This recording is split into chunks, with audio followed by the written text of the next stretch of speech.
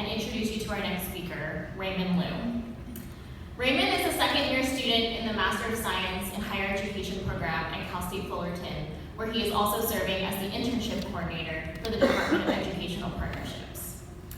Over the last year, Raymond and I have built and maintained a very strong mentorship relationship. I can tell you with true authenticity that he is one of the greatest people I've ever known.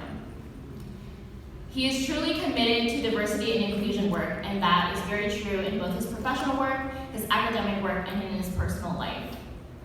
Some examples at this very conference, in just a few days, you might have seen his research on AAPI students.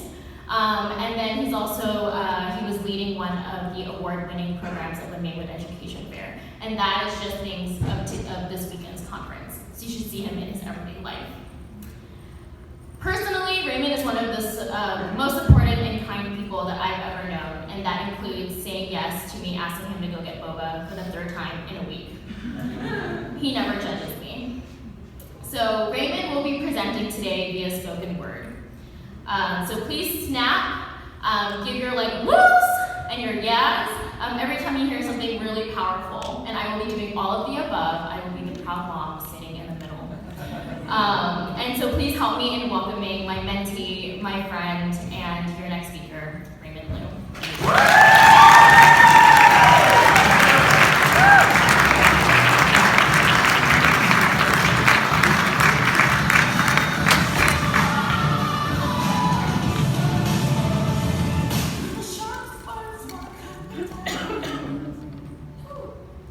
First of all, thank you, V. I don't think I would have the courage to be up here if it wasn't for you.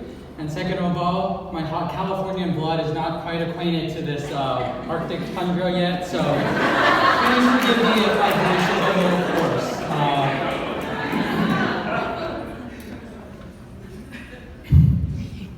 Building bridges and making connection. We strive to move forward without reflection, but how can we build a bridge for tomorrow when the stepping stones are culturally borrowed? Bridges connect people and places, unite races, and build safe spaces for us to progress in motion and address the notion that education is a bridge for all. In our lifetimes, there are 3 bridges we encounter. The first bridge is an unbiased history of our founders, rooted in the culture of oppression. It is a sad regression of suppression that our access to education was not always a right. It was founded for the rich, the religious, and the white. Only through this historical lens can we cleanse the idea that education is a bridge for all.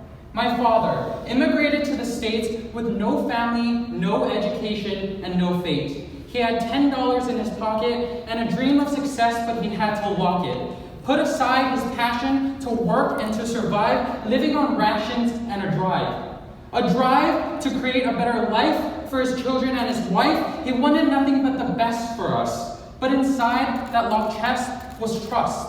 Trust that one day I will have that bridge to education, that one day I will follow his dream when he moved to this nation. My father, like many others now, have the passion, the motivation, but not the how. How will I take classes when I work night and day? How and where do I register anyway? How will I pay for schooling when I can barely manage? How do I learn when I don't speak the language? You see, success was never a bridge set up for my father. With so many barriers, why even bother? Bidding between schooling and survival like an option, for many others it was simply not an option. An unrealistic idea barricaded by walls because education is not a bridge for all.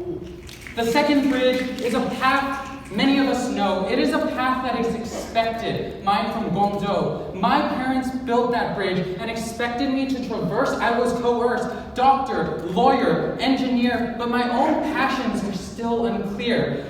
These bridges we crossed with circumspection because these bridges were built without connection. Some of us trekked nonetheless and invest our time to impress and define the expectation that education is a bridge for all. You see, when I was young, my parents taught me that value of education, that hard work and dedication will pay off in admiration. I was taught that school was the most vital thing, this idea of societal bling. Street cred from my mom in the nail salon to say my son went to Harvard, Yale, a prestigious institution because my value was measured on name recognition.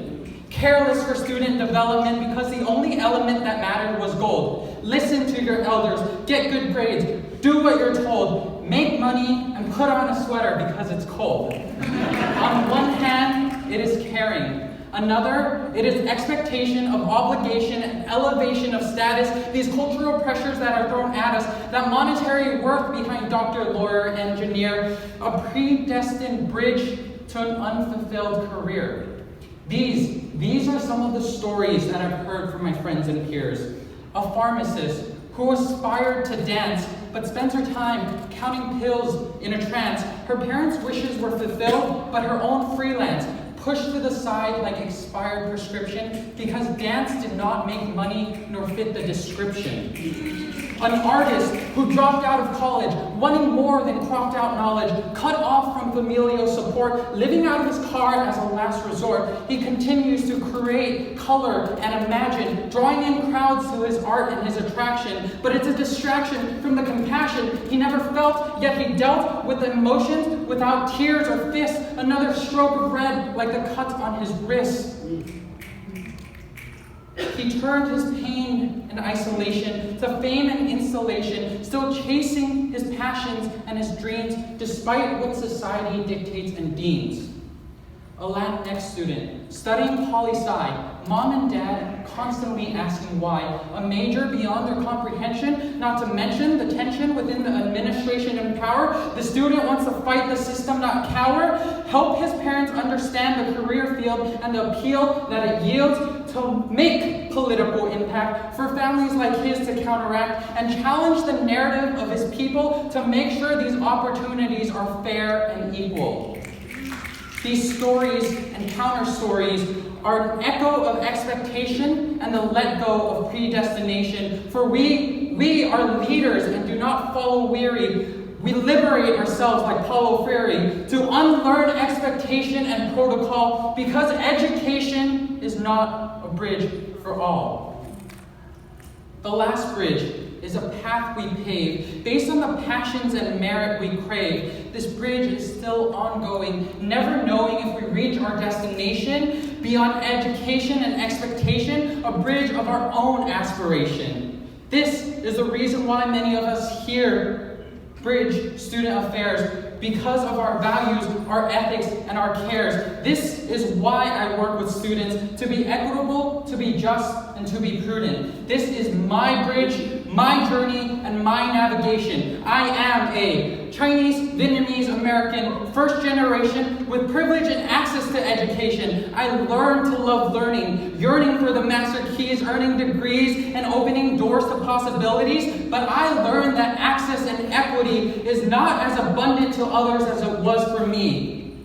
Those in my Asian American community are often overlooked as a model minority, classified as second best, like beta. No institutional support or disaggregated data when research and lived experiences have shown that Southeast Asians and Pacific Islanders alone have one of the lowest degree attainment rate that is known, especially in communities like the Hmong, Samoan, or Khmer. This is one of the reasons why I bridge student affairs, because access to education has everything to do with identity. These amenities like inclusion are extremities and illusion. When institutions claim to be diverse, only to divert resources to systems in place based on socioeconomic class and race. Students of color work twice as hard, yet get half the choice, given a seat at the table, but not a voice. Who will speak for those who are marginalized, create a feat that is mobilized, and exercise their power and privilege to organize, compromise, and challenge the system that capitalizes on our students of color? But to no surprise, no one dares question this enterprise, because to move up in student affairs, you cannot rock the boat. Remain quiet and remain afloat. By the time we climb that political ladder, we become a part of the system and our values become flatter. A figurehead of the university promoting inclusion and diversity, the cycle continues every academic year and every fall, claiming that education is a bridge for all. How do we challenge these internal politics when the fall of it falls on our students to create a movement within a system that was never meant for them?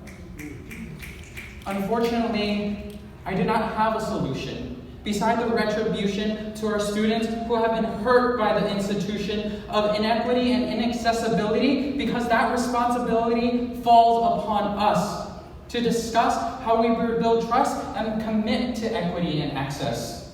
But the very first step, is to acknowledge our connection to historical oppression and combat expectation with allegorical aspiration, and to wholeheartedly withdraw the idea that education is a bridge for all. Thank you.